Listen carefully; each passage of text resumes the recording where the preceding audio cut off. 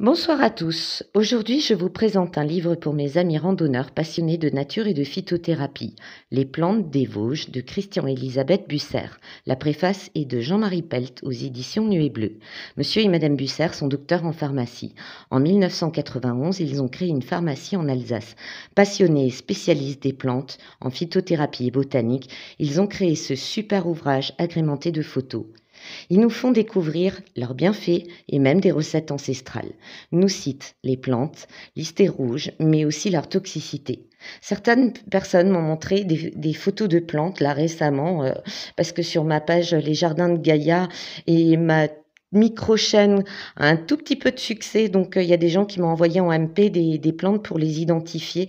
Alors juste pour info, dans mes vidéos, je prends mes textes des Jardins de Gaïa, mais je les fais un peu plus courtes, sinon ça ferait des vidéos vraiment trop longues.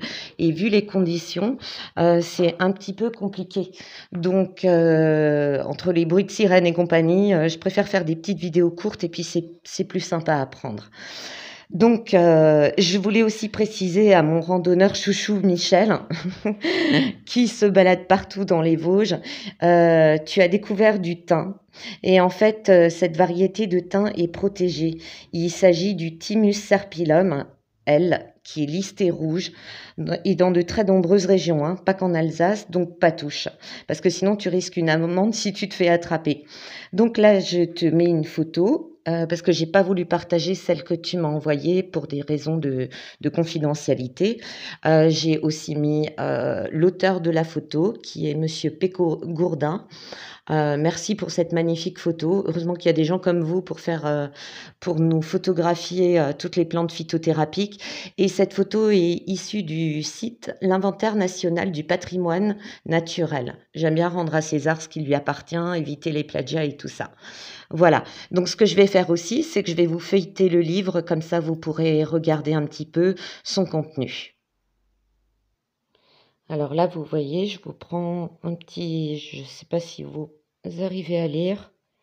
Par exemple, là, on a le lin.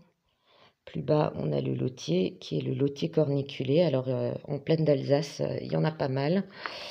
Là, vous avez des feuilles botaniques. Donc, c'est par ordre alphabétique. Voilà, vous avez un super dessin. Voilà.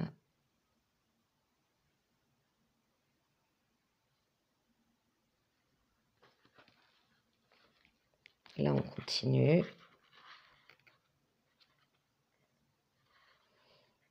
On a la fameuse sénesson vulgaire, donc ça, on la trouve un petit peu partout. Et là, je voulais vous montrer, on a le thym serpollet, ok. Et donc, il est bel et bien listé rouge, mais pas qu'en Alsace, hein, il faut savoir un petit peu partout en France. Et on le trouve en zone montagneuse, comme mon ami, dans les Vosges. Donc, ne le ramassez pas. Il faut impérativement qu'il se reproduise. Voilà. Et puis alors derrière, on a des vieilles recettes ancestrales, hein. Certaines sont un petit peu bizarres, mais bon, ils vous précisent bien, voilà, voilà, voilà. Ils vous précisent bien, et là, je vous remets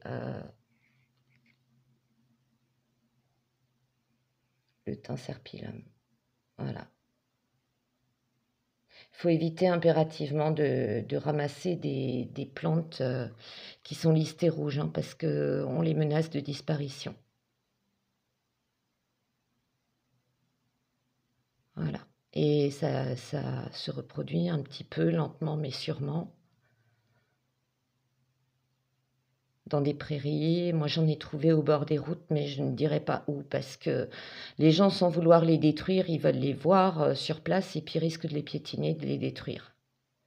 Voilà, c'était vraiment la mini vidéo du soir. J'espère que ça vous a plu et je vous dis à très bientôt.